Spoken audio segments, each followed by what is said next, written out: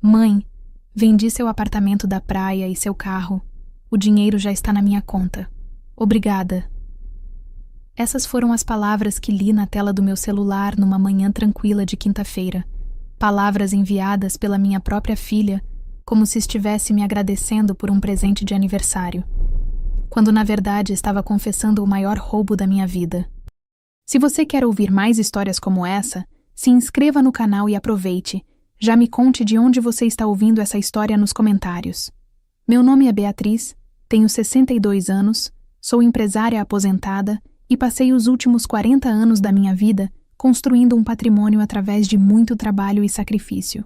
Aquele apartamento na praia não era apenas um imóvel. Era o lugar onde passávamos férias em família quando Camila era pequena, onde ensinei minha filha a nadar, onde construímos memórias que eu achava serem preciosas para ela também. Naquela manhã de quinta-feira, eu estava na varanda da minha casa tomando café e lendo o jornal quando o celular apitou. Era 8h37 da manhã.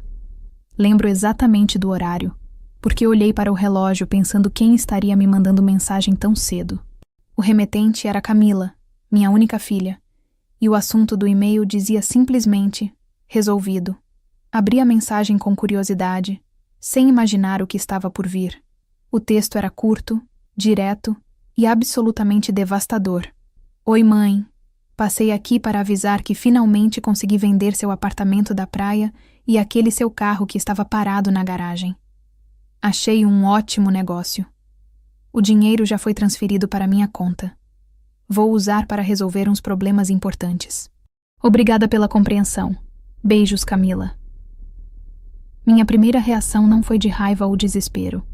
Foi de uma calma absoluta e calculada, porque aquele e-mail era exatamente o que eu estava esperando há 3 meses.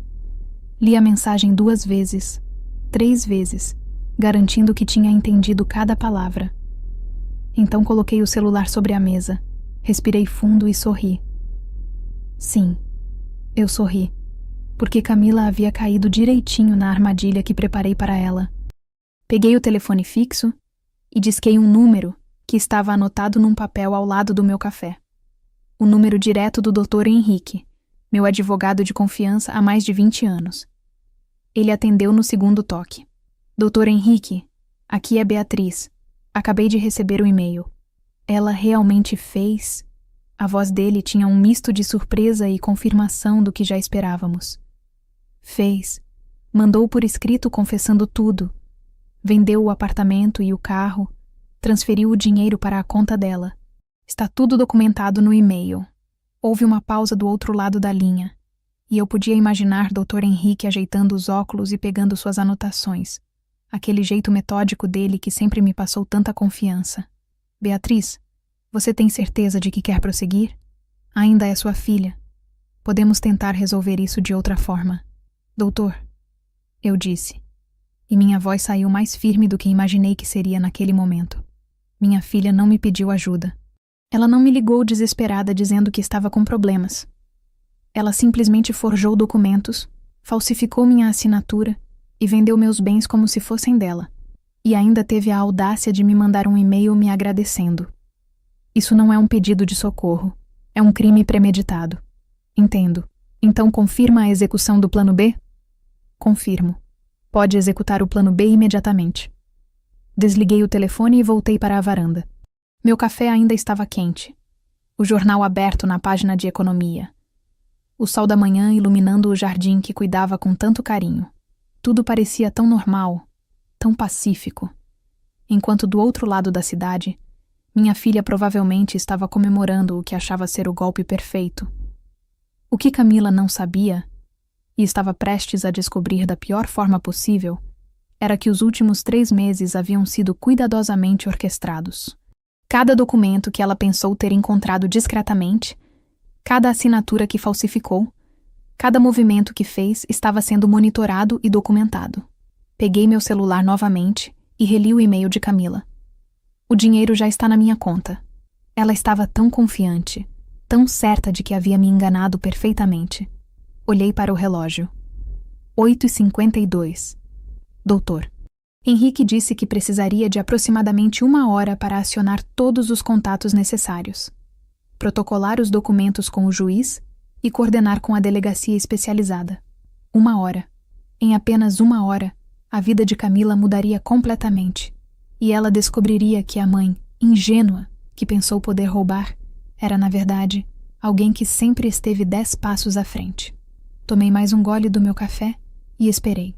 Esperei com o coração partido, mas com a consciência tranquila de quem estava fazendo a coisa certa, mesmo que fosse a coisa mais dolorosa que já tive que fazer na vida. 3 meses antes daquele e-mail fatídico, minha vida ainda era relativamente tranquila. Era uma tarde de terça-feira quando tudo mudou. O dia em que descobri que minha própria filha estava me traindo da pior forma possível. Camila havia me pedido para buscar uns documentos dela no escritório de casa. Mãe, preciso daqueles papéis da declaração de imposto de renda que deixei na sua casa. Pode procurar na gaveta do escritório? Preciso urgente para o contador. Era uma solicitação simples e inocente. Ou pelo menos era o que eu pensava. Fui até o escritório. Aquele cômodo que costumava ser do meu falecido marido e que Camila usava ocasionalmente quando vinha me visitar. Abri a primeira gaveta procurando os documentos fiscais. Mas encontrei algo completamente diferente. Havia uma pasta parda meio escondida embaixo de outros papéis. Normalmente eu não sou do tipo que fuça nas coisas alheias, mas algo naquela pasta chamou minha atenção. Estava com meu nome escrito na etiqueta. Beatriz. Documentos importantes. Meu coração começou a bater mais rápido quando abri aquela pasta. Dentro havia cópias da escritura do meu apartamento da praia, documentos do meu carro e, o pior de tudo, várias folhas com tentativas de imitar minha assinatura. Eram dezenas delas, como se alguém estivesse praticando, treinando para falsificar perfeitamente minha letra. Senti minhas pernas fraquejarem. Sentei na cadeira do escritório segurando aqueles papéis com as mãos trêmulas. Minha filha estava planejando me roubar. Não havia outra explicação. Aquilo não era um mal-entendido ou coincidência. Era premeditação clara e evidente. Havia também anotações com valores. Apartamento praia, Aproci 850k. Carro, Aproci 180k. Ela estava avaliando meus bens, calculando quanto conseguiria arrancar de mim. Encontrei ainda o rascunho de uma procuração falsa, onde eu supostamente dava plenos poderes a ela para vender meus imóveis e veículos. Naquela noite, não consegui dormir. Fiquei olhando para o teto do meu quarto pensando onde havia errado como mãe. Criei Camila sozinha depois que meu marido faleceu quando ela tinha apenas 12 anos. Dei tudo do bom e do melhor. Escola particular, faculdade. Ajudei a comprar seu primeiro apartamento. Estava sempre presente quando ela precisava. E agora descobria que essa mesma filha que jurei proteger e amar incondicionalmente estava planejando me roubar na calada da noite como uma criminosa comum. Na manhã seguinte, liguei para o Dr. Henrique. Nós nos conhecíamos desde que meu marido era vivo. Ele havia cuidado de todos os nossos assuntos legais por mais de 20 anos. Se havia alguém em quem eu confiava plenamente, era ele. Dr. Henrique, preciso conversar com o senhor sobre um assunto delicado. Pode ser hoje? 2 horas depois, eu estava no escritório dele. Uma sala elegante repleta de livros jurídicos e diplomas nas paredes. Coloquei a pasta sobre a mesa dele e contei tudo. Ele examinou cada documento em silêncio, sua expressão ficando cada vez mais séria. Quando terminou, tirou os óculos e me olhou nos olhos. Beatriz, isso é gravíssimo. Falsificação de documento, tentativa de estelionato. São crimes que podem dar cadeia. Você quer que eu entre com uma ação contra sua filha? Não, respondi, e vi a surpresa no rosto dele. Ainda não. Eu preciso ter certeza absoluta de que ela realmente vai fazer isso. Preciso flagrá-la no ato, entende? Se eu acuso agora com apenas esses rascunhos, ela pode dizer que era só curiosidade, que estava praticando assinaturas por qualquer motivo bobo. Doutor. Henrique pensou por um momento e depois assentiu lentamente. Você quer armar uma armadilha? Exatamente. Quero que ela se entregue completamente. Foi assim que nasceu o plano B. Passamos as próximas horas elaborando cada detalhe. Eu voltaria para casa e deixaria propositalmente os documentos originais do apartamento e do carro num lugar discreto, mas acessível. Instalaria câmeras escondidas no escritório para documentar qualquer tentativa de falsificação. Doutor. Henrique prepararia toda a documentação legal necessária para agir rapidamente quando chegasse a hora. Mas, Beatriz, ele me alertou. Uma vez que isso começar, não tem volta. Se ela realmente cometer o crime e você acionar a justiça, sua filha pode ir presa. Tem certeza de que quer isso? Olhei para aquelas folhas com as tentativas de falsificar minha assinatura e senti meu coração endurecer. Doutor, se minha filha está disposta a me roubar e deixar sem nada, então ela precisa aprender que ações têm consequências, mesmo que doa em mim mais do que nela. Nos 3 meses seguintes, interpretei o papel de mãe ingênua à perfeição. Deixei os documentos onde Camila pudesse encontrá-los. Fingi não notar quando ela aparecia em casa com desculpas esfarrapadas para usar o escritório. As câmeras escondidas registraram cada visita, cada documento fotografado, cada papel falsificado. E, finalmente, naquela manhã de quinta-feira, recebi o e-mail que confirmava tudo. Minha filha não era apenas capaz de planejar me roubar. Ela tinha coragem de executar o plano até o fim. Depois que desliguei o telefone com o Dr. Henrique, os ponteiros do relógio pareciam se mover em câmera lenta.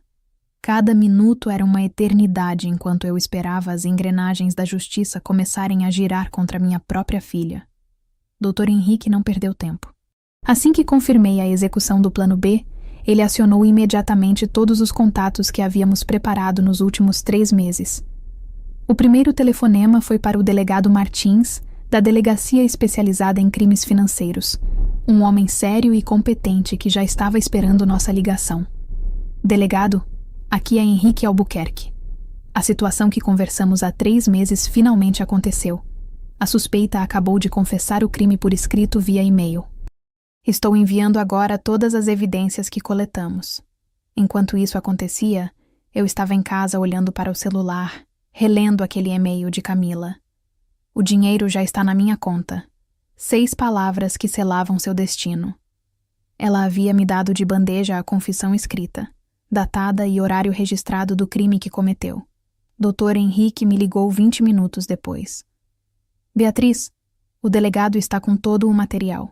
Temos as gravações das câmeras escondidas mostrando Camila falsificando sua assinatura. Temos os documentos originais provando que você nunca autorizou procuração alguma, e agora temos a confissão dela por e-mail. Ele está preparando o pedido de mandado de prisão emergencial. Quanto tempo vai levar? Perguntei. Minha voz saindo mais trêmula do que eu gostaria. O juiz de plantão já está ciente da urgência do caso. Como há risco de Camila usar o dinheiro para fugir ou esconder os valores, temos base legal para uma ação imediata. Acredito que em menos de 1 hora teremos o mandado. Menos de 1 hora. Minha filha tinha menos de 1 hora de liberdade restando, e nem sabia disso. Dr. Henrique continuou me atualizando a cada passo. Às 9h15, o juiz Rodrigo Sampaio analisou todo o material. As filmagens mostrando Camila no meu escritório fotografando documentos às escondidas, as dezenas de folhas com tentativas de imitar minha assinatura, os rastros bancários mostrando a transferência fraudulenta que acabara de acontecer e o e-mail confessional. O juiz ficou chocado com o nível de premeditação, Dr. Henrique me contou. Ele disse que raramente vê um caso tão bem documentado e com provas tão contundentes. Está expedindo não apenas o mandado de prisão, mas também de busca e apreensão na residência dela e ordem de bloqueio de todas as contas bancárias. Às 9h33, o delegado Martins reuniu sua equipe. Não seria uma operação grande. Afinal, estávamos falando de uma mulher de 35 anos sem histórico criminal, não de uma quadrilha perigosa. Mas havia protocolos a seguir. Mandado de prisão em mãos, equipe preparada, viaturas posicionadas. Dona Beatriz, a voz do doutor. Henrique soou grave ao telefone. O delegado quer confirmar mais uma vez. A senhora tem certeza absoluta de que quer prosseguir? Uma vez que as viaturas chegarem na casa de Camila, não haverá mais volta.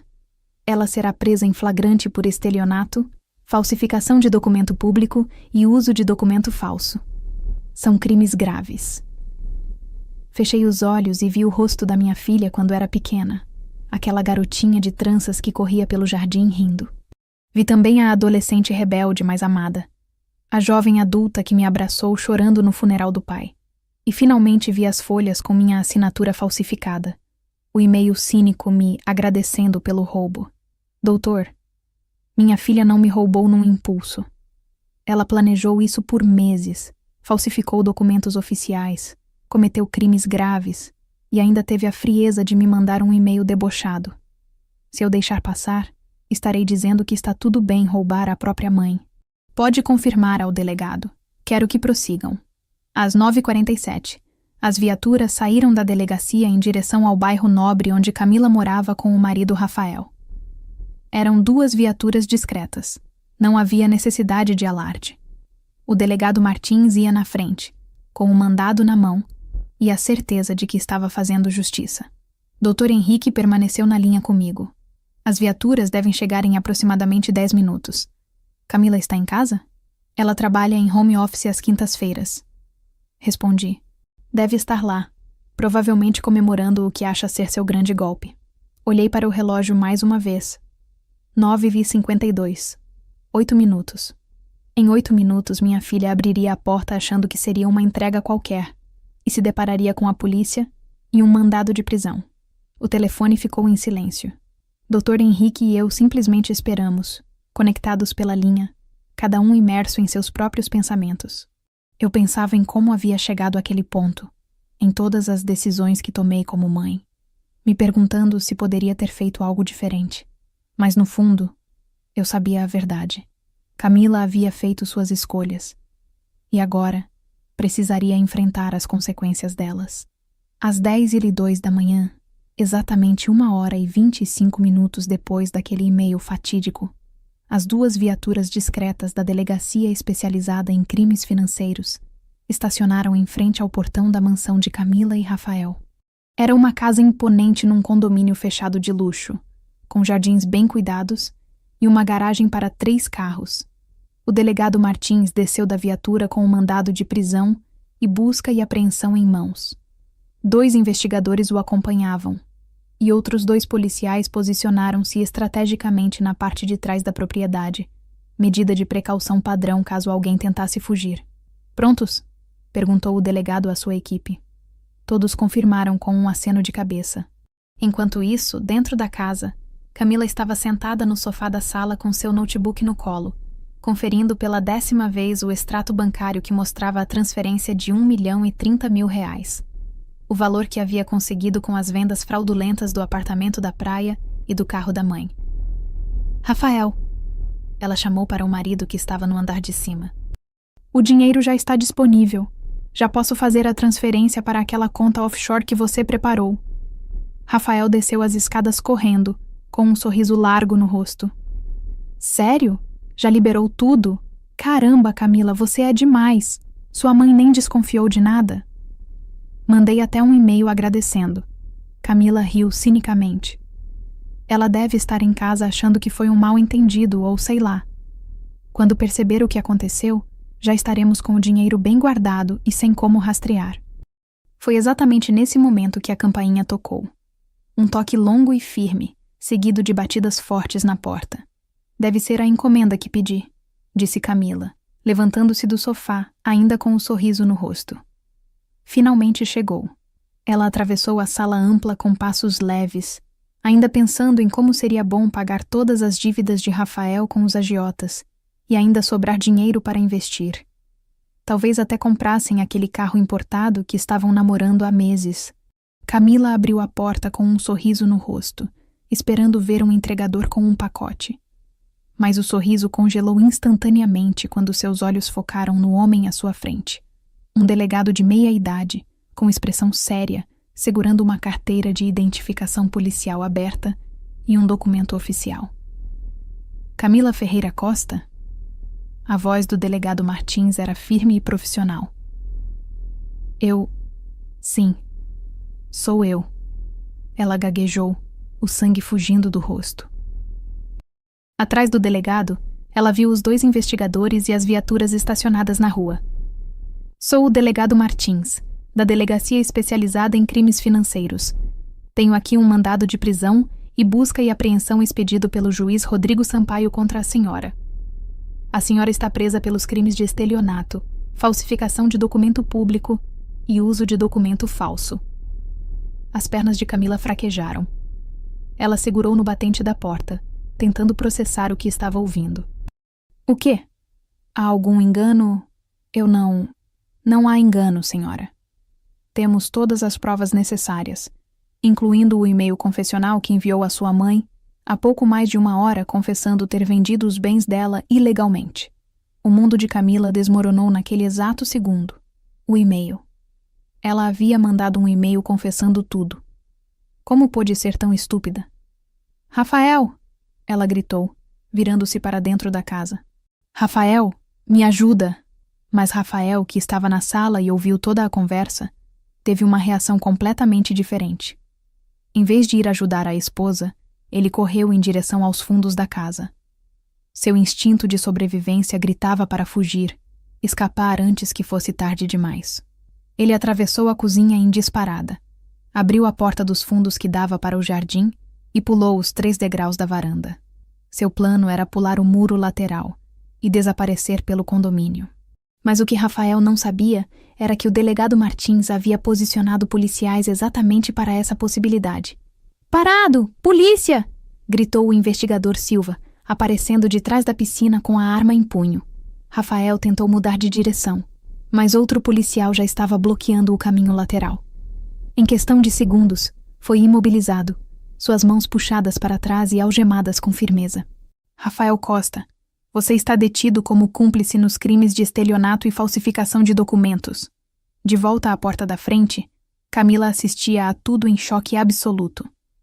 Suas pernas cederam, e ela teve que se apoiar no batente para não cair. O delegado Martins fez um gesto e a investigadora Ana se aproximou com as algemas. Senhora Camila, a senhora tem direito de permanecer em silêncio. Tudo o que disser poderá ser usado contra a senhora. Tem direito a um advogado. Se não puder pagar o Estado fornecerá um defensor público. Não, isso não pode estar acontecendo. Camila murmurava enquanto sentia o metal frio das algemas sendo fechado em seus pulsos. Foi minha mãe? Foi ela que armou isso? O delegado não respondeu. Apenas fez um sinal para que os investigadores começassem a busca e apreensão na casa. Notebooks, celulares, documentos, tudo seria recolhido como evidência. Enquanto era conduzida até a viatura, Camila viu os vizinhos começando a aparecer nas janelas, observando a cena. A humilhação era completa. A viatura atravessou a cidade em silêncio sepulcral. Camila estava no banco de trás, algemada, com o rosto colado contra a janela, tentando se esconder dos olhares curiosos dos outros motoristas nos semáforos. Ao seu lado, Rafael mantinha a cabeça baixa, evitando qualquer contato visual com a esposa. Quando chegaram à delegacia especializada em crimes financeiros, foram conduzidos por corredores frios e impessoais até a sala de depoimentos. Camila foi separada de Rafael, procedimento padrão para que um não influenciasse o depoimento do outro. A sala era pequena e claustrofóbica.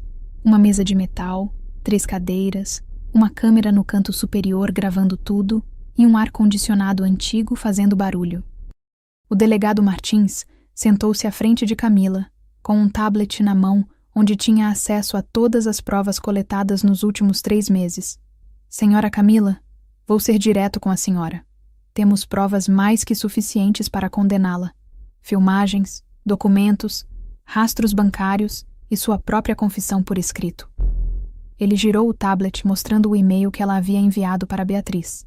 Mas preciso que a senhora me conte com suas palavras. Por que fez isso com sua própria mãe? Camila olhou para o e-mail na tela e sentiu as lágrimas começarem a descer. Toda a confiança cínica que tinha horas atrás havia evaporado completamente. Agora, ela era apenas uma mulher de 35 anos algemada, enfrentando a possibilidade real de ir para a prisão. Eu precisava do dinheiro. Sua voz saiu embargada. Para quê? Pela nossa investigação, a senhora tem um bom emprego, mora numa casa de luxo. As dívidas! Explodiu Camila, as comportas finalmente se rompendo. As malditas dívidas do Rafael. Ele devia mais de 500 mil reais para agiotas, delegado. Agiotas que apareciam na nossa porta ameaçando quebrar as pernas dele, que ligavam no meio da noite dizendo que iam matar a gente se não pagássemos. O delegado Martins fez anotações enquanto ela falava. Dívidas de quê? Jogo. Rafael tem um problema sério com jogo. Apostas esportivas online, cassinos clandestinos, pôquer. Ele perdeu tudo o que tínhamos e mais o que não tínhamos. Pegou dinheiro emprestado com pessoas perigosas prometendo que pagaria, mas só se afundou mais. E por que não pediu ajuda à sua mãe? Por que escolheu roubar em vez de pedir? Essa pergunta atingiu Camila como um soco no estômago. Ela sabia a resposta, mas admiti-la em voz alta tornava tudo ainda mais real, ainda mais vergonhoso. Porque eu tenho orgulho demais, ela confessou, as lágrimas caindo livremente agora. Minha mãe sempre me deu tudo. Ela criou sozinha depois que meu pai morreu, trabalhou em 2 empregos para me dar boa educação, me ajudou a comprar meu primeiro apartamento. E eu sempre quis provar que podia me virar sozinha, que não precisava mais dela. Então decidiu roubar dela? Eu achei que ela nem ia perceber direito. O apartamento da praia fica vazio quase o ano todo. O carro estava parado na garagem há meses. Eu me convenci de que estava apenas pegando emprestado, bens que ela não usava. O delegado balançou a cabeça. A senhora falsificou a assinatura dela por meses. Isso não é pegar emprestado. Isso é crime premeditado. Camila enterrou o rosto nas mãos algemadas, soluçando. Eu sei. Mas os agiotas estavam apertando cada vez mais. Rafael estava com medo de sair de casa. Eles disseram que se não pagássemos até o final do mês, iriam fazer algo terrível. Eu entrei em pânico. E o e-mail? Por que mandou aquele e-mail para sua mãe confessando tudo? Porque... Camila deu uma risada amarga no meio das lágrimas. Porque eu realmente achei que tinha conseguido enganá-la perfeitamente. Achei que ela era ingênua demais para perceber. Que eu tinha sido esperta demais. Quis esfregar na cara dela, mostrar que eu tinha conseguido. Foi nesse momento que o delegado Martins mostrou outra coisa no tablet. As gravações das câmeras escondidas no escritório de Beatriz. Camila viu a si mesma entrando furtivamente no cômodo, fotografando documentos, praticando a assinatura da mãe. Tudo isso foi armado, Camila. Sua mãe descobriu o que você estava planejando há 3 meses. Ela deliberadamente deixou os documentos onde você pudesse encontrar. Instalou câmeras. Preparou toda uma operação com advogado e justiça para pegar você em flagrante. O choque no rosto de Camila foi absoluto. O quê? Não, minha mãe não. Ela não faria isso. Fez. E está em casa agora, sabendo que você foi presa. Foi ela quem forneceu todas as provas que temos contra você. Camila sentiu como se o chão tivesse sido arrancado de debaixo dos seus pés. Preciso falar com ela. Por favor, deixa eu ligar para minha mãe. Eu vou explicar tudo. Vou pedir perdão. Ela vai entender. Ela sempre me perdoou. O delegado permitiu que ela usasse o telefone. Com as mãos tremendo, Camila discou o número da mãe. O telefone tocou 1 vez, 2, 3 vezes. Camila sabia que Beatriz estava vendo a chamada. Ela sempre atendia ligações importantes. Mas dessa vez, não houve resposta. O telefone tocou até cair na caixa postal. Mãe, por favor, atende! Camila implorou para o gravador de mensagens. Eu sei que você está me ouvindo. Eu errei muito, mas eu posso explicar. Os agiotas iam matar o Rafael. Eu estava desesperada. Por favor, me liga de volta. Ela tentou novamente. E de novo. 5 chamadas seguidas, todas ignoradas. Na 6ª tentativa, o telefone nem tocou. Foi direto para a caixa postal. Beatriz havia bloqueado o número. Enquanto Camila estava na sala de depoimentos, tentando desesperadamente ligar para a mãe que se recusava a atender, na sala ao lado, o delegado Martins e sua equipe mergulhavam fundo na investigação. O que descobriram nas próximas horas transformou o que parecia ser um caso de roubo familiar em algo muito mais sórdido e complexo. O investigador Silva entrou na sala com uma pasta cheia de documentos. Delegado, o senhor precisa ver isso. Conseguimos acessar os computadores e celulares apreendidos na casa. A situação é muito pior do que imaginávamos. No notebook pessoal de Rafael, encontraram um histórico devastador. Mensagens de WhatsApp com agiotas, comprovantes de transferências para casas de apostas clandestinas, e-mails ameaçadores de pessoas cobrando dívidas. O vício em jogos de Rafael não era recente. Vinha de pelo menos 2 anos. Olha esses valores, delegado. Silva apontou para a tela. Ele apostava 20, 30 mil reais por semana em sites ilegais de apostas esportivas. Aqui tem transferências para um cassino clandestino em São Paulo. E essas mensagens aqui? As mensagens eram aterrorizantes. Você tem até sexta-feira para pagar os 180 mil ou vamos quebrar suas pernas. Sua mulher é bonita. Seria uma pena se algo acontecesse com ela. Última chance. 500 mil até dia 30 ou você some do mapa. Mas o que realmente chocou a equipe foi descobrir um terceiro envolvido no esquema. Rogério Campos, o corretor de imóveis que havia intermediado tanto a venda do apartamento da praia quanto do carro de Beatriz. Delegado, esse corretor não é vítima, é cúmplice, declarou a investigadora Ana após analisar as conversas. Olha aqui. Camila conversou com ele explicando toda a situação. Ele sabia que os documentos eram falsificados e mesmo assim tocou as vendas. E sabe por quê? Porque Camila prometeu pagar a ele uma comissão de 15% sobre os valores, muito acima do padrão de mercado.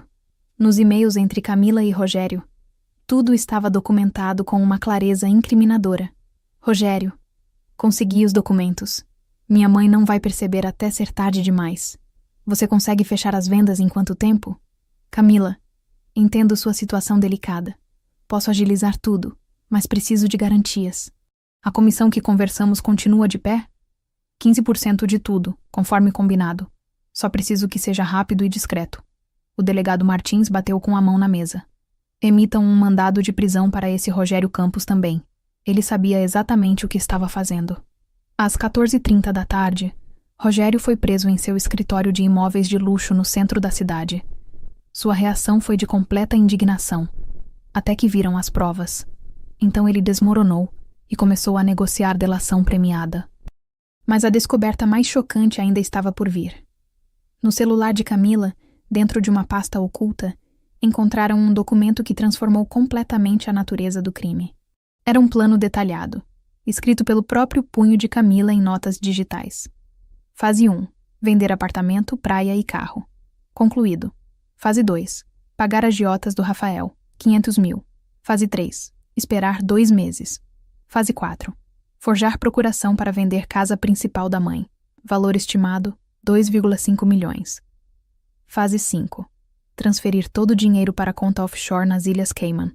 Rafael já tem contato. Fase 6. Comprar passagem só ida para Portugal. Fase 7. Começar vida nova na Europa, longe de tudo. Meu Deus, murmurou Ana ao ler o documento. Ela não ia parar no apartamento e no carro. O plano era roubar tudo e fugir do país. O investigador Silva encontrou mais evidências, passaportes já renovados, pesquisas sobre imigração para Portugal, até conversas com uma imobiliária em Lisboa sobre aluguel de apartamento. Tudo planejado meticulosamente. Eles iam deixar Beatriz sem absolutamente nada e desaparecer para outro continente. O delegado Martins balançou a cabeça incrédulo. E olhem aqui, há uma mensagem de Camila para Rafael de 3 semanas atrás. Minha mãe tem 62 anos. Vai conseguir se virar. A gente precisa pensar na gente agora. Quando confrontaram Camila com essas descobertas, ela entrou em colapso total. Não havia mais como negar. Não havia mais como minimizar. O plano estava todo documentado. Cada fase descrita. Cada crime futuro já premeditado. Vocês iam roubar também a casa principal? Iam deixar sua mãe literalmente na rua? Perguntou o delegado, sua voz carregada de repulsa. Camila não conseguiu responder. Apenas chorava compulsivamente, o peso de suas ações finalmente caindo sobre ela com força total. Rafael, interrogado separadamente, tentou jogar toda a culpa em Camila. Foi ela quem planejou tudo. Eu só estava desesperado por causa das dívidas. Ela que teve a ideia de roubar a mãe. mas as provas mostravam que ambos eram igualmente culpados. Mensagens entre eles discutindo cada detalhe do plano, celebrando quando conseguiam falsificar documentos, planejando a fuga para Portugal juntos. Às 17 horas, o delegado Martins fechou os autos preliminares. 3 pessoas presas: Camila, Rafael e Rogério. Crimes: estelionato qualificado, falsificação de documento público, uso de documento falso, associação criminosa. As penas poderiam somar mais de 12 anos de prisão.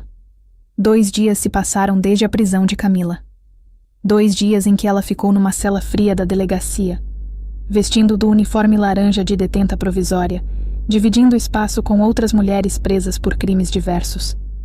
2 dias em que cada minuto parecia uma eternidade, em que o arrependimento corroía sua alma como ácido. Ela havia tentado ligar para a mãe dezenas de vezes através do telefone público da delegacia. Todas as chamadas foram ignoradas ou bloqueadas. Enviou mensagens através do advogado público que lhe foi designado. Nenhuma resposta. Beatriz havia simplesmente apagado a filha de sua vida. Até que na tarde de sábado, o delegado Martins apareceu na cela. Camila, você tem uma visita. O coração dela disparou. Seria a mãe? Finalmente Beatriz havia decidido vir? Camila se levantou rapidamente. Alisou os cabelos desgrenhados, tentou arrumar o uniforme amassado. Precisava estar apresentável. Precisava que a mãe visse o quanto estava arrependida. Foi conduzida até a sala de visitas. Um ambiente pequeno e vigiado, com uma mesa no meio e cadeiras de cada lado. E lá estava ela, Beatriz, sentada ereta, com uma postura digna, vestindo um conjunto elegante cinza. Mas seus olhos estavam vermelhos e inchados de tanto chorar. Mãe! Camila mal conseguiu pronunciar a palavra antes que sua voz falhasse completamente. Beatriz levantou a mão pedindo silêncio. Eu vim aqui porque preciso olhar nos seus olhos e entender. Como? Como você conseguiu fazer isso comigo? Camila se sentou na cadeira à frente da mãe, as algemas tilintando enquanto apoiava as mãos na mesa. Mãe, eu estava desesperada. Os agiotas do Rafael estavam ameaçando matar a gente. Eles apareciam na nossa porta, ligavam no meio da noite. E por que você não me contou? A voz de Beatriz saiu trêmula, mas firme. Por que você não veio até mim, sua mãe, e disse: Mãe, estou com problemas, preciso de ajuda? Por que escolheu me roubar ao invés de confiar em mim? Porque eu tenho orgulho, mãe. Porque eu sempre quis provar que conseguia me virar sozinha, que não era mais aquela menina que dependia de você para tudo. Beatriz deu uma risada amarga. Orgulho? Você chama de orgulho forjar minha assinatura por meses? Planejar me roubar até minha casa principal? Fugir para Portugal e me deixar sem nada? Camila empalideceu. Você sabe sobre Portugal? Eu sei de tudo, Camila. A polícia encontrou todo o seu plano. Fase 1, fase 2, fase 3, até a fase 7, onde vocês comprariam passagens só de ida e desapareceriam da minha vida para sempre.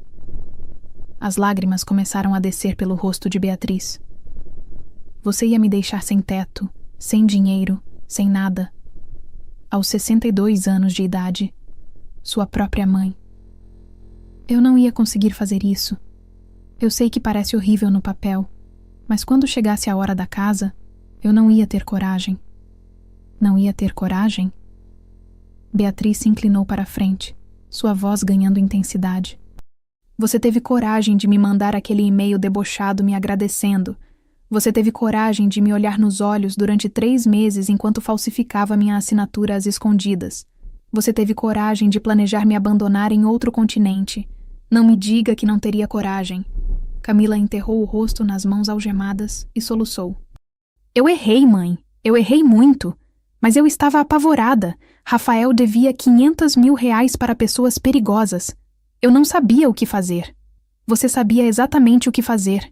Me pedir ajuda. Mas você escolheu um criminoso viciado em jogos ao invés da sua própria mãe. Beatriz bateu a mão na mesa, fazendo Camila pular de susto. Você destruiu 35 anos de confiança, de amor, de dedicação que tive por você. E por quê? Por um homem que te afundou em dívidas. Mãe, eu te amo. Eu sempre te amei. Foi um erro terrível, mas eu ainda sou sua filha. Você é minha filha biologicamente, respondeu Beatriz. E suas palavras saíram como gelo. Mas a Camila que eu criei, que eu amei, que eu sacrifiquei minha vida inteira para dar tudo do melhor, essa Camila morreu no dia em que decidiu me roubar. O silêncio que se seguiu foi ensurdecedor. Camila chorava compulsivamente, os soluços ecoando pela sala pequena. Beatriz mantinha os olhos fixos na filha, lágrimas silenciosas descendo por seu rosto. Mãe, me dá uma segunda chance. Por favor. Eu vou pagar tudo. Vou fazer terapia. Vou me divorciar do Rafael. Vou fazer o que você quiser. Mas por favor, não me abandona. Beatriz se levantou lentamente da cadeira. Camila, você fez suas escolhas. Escolheu roubar ao invés de pedir ajuda. Escolheu mentir ao invés de confiar. Escolheu um criminoso ao invés da sua mãe. Agora vai ter que viver com as consequências dessas escolhas. Mãe, não vá embora. Por favor. Mas Beatriz já estava caminhando em direção à porta. Antes de sair, virou-se uma última vez. Eu te dei a vida. Te criei. Te amei incondicionalmente. Você retribuiu tentando me destruir. Não há perdão para isso, Camila. Não desta vez. A porta se fechou com um som definitivo, deixando Camila sozinha na sala, seus gritos de desespero ecoando pelas paredes frias da delegacia. Na segunda-feira seguinte à visita de Beatriz, Camila e Rafael foram transferidos para a audiência de custódia no Fórum Criminal. Era o momento em que a juíza decidiria se eles permaneceriam presos ou se poderiam responder ao processo em liberdade. A sala de audiências era intimidadora. Paredes cinzas, o brasão da República pendurado atrás da bancada da juíza. Bancos de madeira rangendo sempre que alguém se movimentava. Camila entrou algemada, escoltada por 2 agentes penitenciários, seu uniforme laranja contrastando com os ternos dos advogados presentes. A doutora Mariana Tavares, juíza responsável pelo caso, era uma mulher de aproximadamente 50 anos, de postura séria e olhar penetrante. Ela havia passado o fim de semana estudando meticulosamente todos os autos do processo, as filmagens, os documentos falsificados, o plano detalhado encontrado no celular de Camila, as conversas com o corretor cúmplice. Senhor promotor, pode apresentar suas alegações, solicitou a juíza. O promotor público, Dr. Fernando Alcântara, levantou-se com uma pasta volumosa nas mãos. Excelência, estamos diante de um caso gravíssimo de crimes patrimoniais praticados contra a ascendente. A ré Camila Ferreira Costa, juntamente com seu marido Rafael Costa e o corretor Rogério Campos, orquestraram um esquema fraudulento de proporções alarmantes. Ele começou a detalhar cada crime. Primeiro, estelionato qualificado pelo uso de documento falso. A ré falsificou sistematicamente a assinatura de sua mãe, a vítima Beatriz Ferreira Santos, durante aproximadamente 3 meses. Temos filmagens que comprovam isso de forma inequívoca. Camila abaixou a cabeça, incapaz de encarar o promotor. Segundo, falsificação de documento público. A ré forjou uma procuração pública dando a si mesma poderes para vender os bens da vítima. Isso não é um crime simples, Excelência. É um ataque direto à fé pública. Terceiro, uso de documento falso. A ré utilizou essa procuração forjada para efetivamente concretizar a venda fraudulenta de um apartamento avaliado em R$850 mil e um veículo avaliado em R$180 mil. O promotor fez uma pausa dramática.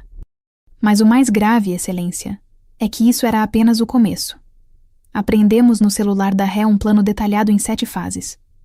O objetivo final era roubar também a residência principal da vítima, no valor de R$2,5 milhões, transferir todo o dinheiro para a conta offshore e fugir do país para Portugal.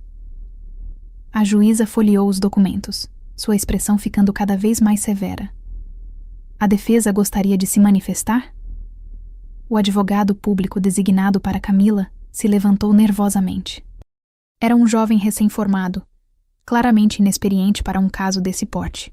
Excelência, minha cliente reconhece os erros cometidos e está profundamente arrependida. Ela agiu sob coação psicológica devido às ameaças de agiotas contra seu marido. Pedimos que seja concedida liberdade provisória para que ela possa... Coação? Interrompeu o promotor. Excelência, temos conversas mostrando a ré comemorando quando conseguiu falsificar perfeitamente a assinatura da mãe. Temos um e-mail debochado que ela enviou agradecendo a vítima pelo roubo. Isso não é comportamento de quem age sob coação. É comportamento de criminosa calculista. A juíza ergueu a mão pedindo silêncio. Vou analisar os requisitos para a prisão preventiva. Primeiro, garantia da ordem pública. Os crimes cometidos causaram comoção e violaram gravemente a confiança familiar e a fé pública. Requisito presente. Ela continuou. Segundo, garantia da ordem econômica. Os réus movimentaram valores significativos obtidos ilicitamente. Requisito presente. Terceiro, conveniência da instrução criminal. Há risco concreto de que os réus destruam provas ou intimidem testemunhas. Requisito presente. Camila sentia o suor frio descer pelas costas. Cada palavra da juíza era um prego sendo martelado no caixão de sua liberdade. Quarto e mais importante. Há evidente risco de fuga. Os autos demonstram que os réus planejavam fugir para Portugal após consumar todos os crimes. Passaportes renovados, pesquisas sobre imigração, contatos com imobiliárias no exterior. O risco de fuga não é uma suposição, é um fato documentado. A doutora Mariana Tavares bateu o martelo. Diante do exposto, indefiro o pedido de liberdade provisória. Determino a conversão da prisão em flagrante em prisão preventiva de Camila Ferreira Costa, Rafael Costa e Rogério Campos. Os réus permanecerão custodiados até o julgamento final. Não! Camila gritou, levantando-se da cadeira. Por favor, excelência, eu tenho que sair daqui. Preciso falar com minha mãe. Ordem na sala! A juíza bateu o martelo novamente. A ré será recolhida imediatamente. Os agentes seguraram Camila pelos braços enquanto ela soluçava descontroladamente. Mãe! Alguém chama minha mãe! Eu preciso da minha mãe! Mas Beatriz não estava no tribunal. Ela havia sido notificada da audiência e escolhido conscientemente não comparecer. Sua ausência era uma mensagem clara. Camila estava sozinha agora. O promotor finalizou. Excelência, a denúncia formal será apresentada nos próximos dias. Baseado na gravidade e na quantidade de crimes, estimamos que as penas, se somadas, podem chegar a 8 a 10 anos de reclusão em regime inicialmente fechado para cada réu. Camila foi retirada da sala aos gritos, sendo levada de volta para a cela que seria sua casa pelos próximos meses, talvez anos. Enquanto Camila e Rafael aguardavam o julgamento final na prisão, do outro lado da cidade, Dr. Henrique trabalhava incansavelmente para desfazer o estrago causado pelas vendas fraudulentas. Ele sabia que tempo era essencial. Quanto mais rápido agissem, menores seriam as complicações legais. Na manhã seguinte à audiência de custódia, Dr. Henrique estava no escritório às 7 da manhã, cercado por pilhas de documentos. Sua estratégia era clara: entrar com ações de nulidade das vendas, baseadas em 3 argumentos irrefutáveis.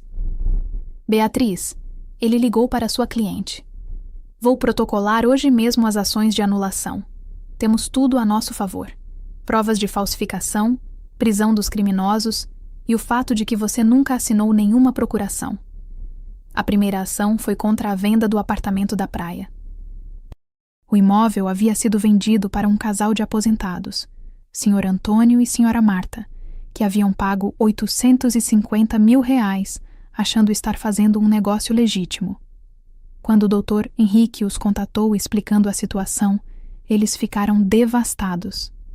Doutor, usamos todas nossas economias nesse apartamento, disse Sr. Antônio, visivelmente abalado em sua primeira reunião no escritório. Como vamos recuperar nosso dinheiro? O senhor e sua esposa são vítimas também, explicou o Dr. Henrique com paciência. Vamos entrar com ação para bloquear todos os bens que Camila e Rafael possuem. A mansão onde moravam vale aproximadamente R$3 milhões. Está hipotecada, mas ainda há patrimônio líquido suficiente. Além disso, o juiz já bloqueou as contas bancárias onde está o dinheiro da venda. A segunda ação foi referente ao carro, vendido para um empresário chamado Marcelo por R$180 mil. A situação dele era mais simples, pois o veículo ainda nem havia sido transferido oficialmente. Estava em período de transição documental. Dr. Henrique trabalhou com precisão cirúrgica. Em 72 horas, conseguiu audiências emergenciais com 2 juízes diferentes, um para cada transação. Apresentou todas as provas: as filmagens das câmeras escondidas, os documentos falsificados, a prisão em flagrante, a confissão de Camila. Excelência, argumentou na primeira audiência, estamos diante de um caso clássico de venda por quem não é proprietário. Minha cliente Beatriz jamais outorgou procuração à sua filha. A assinatura foi falsificada, conforme atestam 3 peritos grafotécnicos que já analisaram o documento. A venda é absolutamente nula de pleno direito. O juiz analisou os documentos e não teve dúvidas. A nulidade é evidente. Declaro nulas as vendas realizadas. Os imóveis e veículos retornam imediatamente ao patrimônio da senhora Beatriz Ferreira Santos. Mas isso criava um problema. O que fazer com os compradores de boa-fé que haviam pago pelos bens? Foi aí que Dr. Henrique demonstrou toda a sua experiência. Excelência, requeiro que seja determinado o arresto e posterior leilão dos bens pertencentes aos réus Camila e Rafael Costa. O produto do leilão será usado para ressarcir integralmente os compradores lesados. A mansão de Camila e Rafael foi avaliada em 3,2 milhões de reais. Mesmo descontando a hipoteca de 1,8 milhão que ainda havia sobre o imóvel, sobravam 1,4 milhão de patrimônio líquido. Somado aos valores bloqueados nas contas bancárias, o 1,03 milhão do roubo e outros bens menores, 2 carros, joias, investimentos, havia patrimônio suficiente para ressarcir todos os prejudicados. 3 semanas após o início das ações, Dr. Henrique ligou para Beatriz com boas notícias. Beatriz, conseguimos. O apartamento da praia está de volta em seu nome. O carro também. E os compradores serão integralmente ressarcidos com os bens dos criminosos. Você não perdeu 1 centavo. Beatriz sentiu um alívio imenso, mas era um alívio amargo. Sim, havia recuperado seus bens. Sim, a justiça estava sendo feita, mas o preço emocional era incalculável. Ela havia perdido sua filha, não para a morte, mas para a prisão e para a traição. Doutor, e Camila? Ela ficou sem nada? A mansão será leiloada. O dinheiro que ela roubou foi devolvido aos compradores legítimos. Ela e Rafael vão sair da prisão, quando saírem, sem absolutamente nada. Vão ter que recomeçar do zero, com ficha criminal e reputação destruída. Naquela tarde, Beatriz foi até o cartório acompanhada de Dr. Henrique para assinar os documentos finais que revertiam tudo ao status anterior. Segurou a escritura do apartamento da praia, aquele lugar cheio de memórias felizes que quase havia perdido, e sentiu lágrimas descerem. Ela destruiu nossa família por dinheiro, murmurou Beatriz. E no final, perdeu tudo mesmo assim. Dr. Henrique colocou a mão no ombro da cliente. A justiça foi feita, Beatriz. Seus bens estão seguros. Agora resta o julgamento. 6 meses se passaram desde aquela manhã fatídica em que Beatriz recebeu o e-mail de Camila confessando o roubo. 6 meses em que a vida de todos os envolvidos mudou drasticamente. Camila e Rafael permaneceram presos durante todo esse período, aguardando o dia do julgamento final que finalmente chegou. Era uma manhã fria de junho quando o Tribunal de Justiça abriu suas portas para o julgamento mais aguardado do semestre. A sala estava lotada, jornalistas, curiosos, estudantes de direito. Casos de crimes contra ascendentes sempre atraíam atenção, mas esse tinha elementos particularmente dramáticos: riqueza, traição familiar, planos de fuga internacional. Beatriz chegou cedo, acompanhada de Dr. Henrique. Ela havia emagrecido visivelmente nos últimos meses. As noites em claro, a angústia de ter uma filha presa, o peso da decisão que tomou, tudo isso cobrou seu preço. Mas ela estava ali, firme, porque precisava ver a justiça sendo feita até o fim. Você tem certeza de que quer assistir? Perguntou o Dr. Henrique enquanto subiam as escadas do tribunal. Não é obrigatório. Você pode esperar o veredito em casa. Não, respondeu Beatriz com voz determinada. Eu comecei isso. Vou ver até o final. Às 9h em ponto, O juiz-presidente do tribunal entrou na sala. Era o Dr. Augusto Mendonça, magistrado respeitado com 30 anos de carreira, conhecido por suas sentenças equilibradas, mas firmes. Todos se levantaram em respeito. Declaro aberta a sessão de julgamento do processo número 00457822-2024. Réus: Camila Ferreira Costa, Rafael Costa e Rogério Campos. Crimes: estelionato qualificado, falsificação de documento público, uso de documento falso e associação criminosa. Camila entrou na sala algemada, escoltada por agentes penitenciários. 6 meses de prisão haviam transformado completamente sua aparência. O cabelo, antes sempre impecável, estava preso num rabo de cavalo simples. O rosto, magro e pálido. Os olhos, fundos e sem vida. Ela varreu a sala com o olhar até encontrar a mãe sentada nas primeiras fileiras. Seus olhos se encontraram por um breve momento. Camila tentou esboçar algo. Talvez um pedido de desculpas silencioso. Talvez apenas reconhecimento. Mas Beatriz desviou o olhar imediatamente, recusando-se a dar à filha até mesmo esse pequeno consolo. Rafael entrou logo em seguida, também visivelmente abatido. O corretor Rogério veio por último, tremendo visivelmente. Ele havia negociado delação premiada, e sua pena já estava definida em 2 anos em regime semiaberto. O promotor doutor Fernando Alcântara abriu as alegações finais com força. Excelências, senhores jurados, estamos diante de um caso que choca pela frieza e premeditação. Não foi um crime passional, não foi um ato impulsivo, foi um plano meticulosamente elaborado durante meses para roubar uma mãe e deixá-la na miséria. Ele apresentou novamente todas as provas. As filmagens, os documentos falsificados, o plano em 7 fases, as conversas sobre fuga para Portugal. Cada evidência era exibida numa tela grande para que todos vissem. Quando chegou a vez da defesa, o advogado de Camila tentou uma estratégia desesperada. Excelências, minha cliente foi vítima de manipulação psicológica por parte de seu marido Rafael. Foi ele quem acumulou as dívidas com agiotas. Foi ele quem pressionou Camila a cometer os crimes sob ameaça. Ela agiu sob coação moral irresistível. Mas essa tentativa de transferir a culpa não convenceu ninguém. O promotor rebateu imediatamente. Coação? As provas mostram que Camila foi a mentora intelectual do esquema. Foi ela quem teve acesso à casa da mãe. Foi ela quem praticou as falsificações. Foi ela quem manteve contato com o corretor cúmplice. Rafael é culpado, sim, mas Camila foi a arquiteta de tudo. Rafael, por sua vez, tentou minimizar sua participação. Eu estava desesperado com as dívidas, é verdade. Mas não forcei minha esposa a nada. Ela que decidiu roubar a própria mãe. O julgamento se estendeu por 7 horas tensas.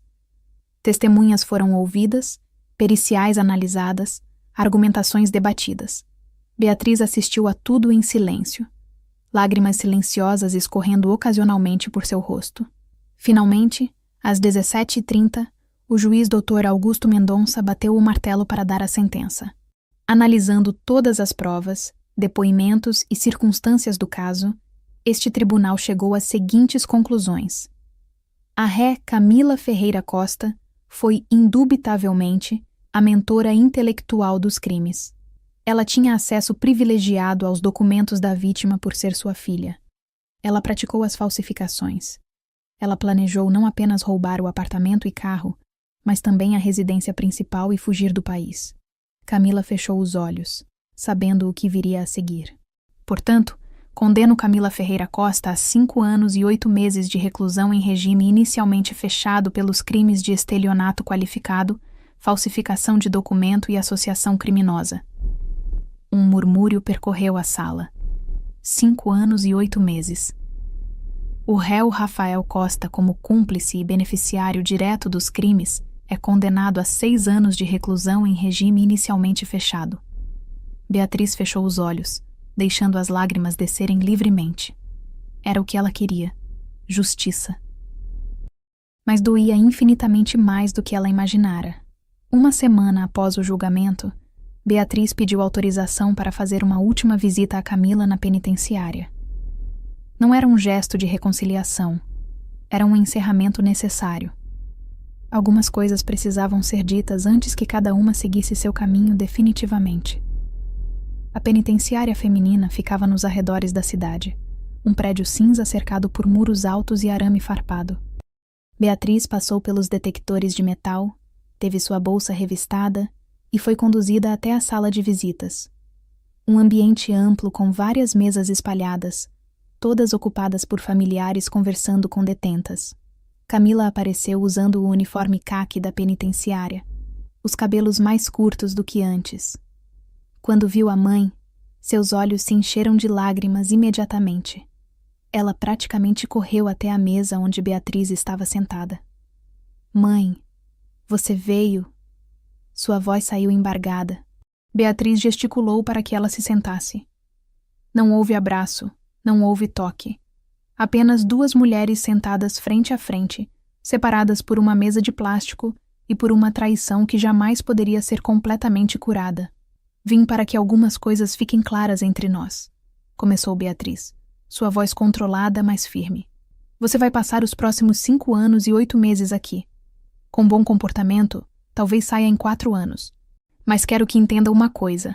Não haverá perdão enquanto você não pagar sua dívida com a justiça." "Mãe, eu já pedi desculpas 1000 vezes. Desculpas são palavras, Camila. Você me traiu da pior forma possível.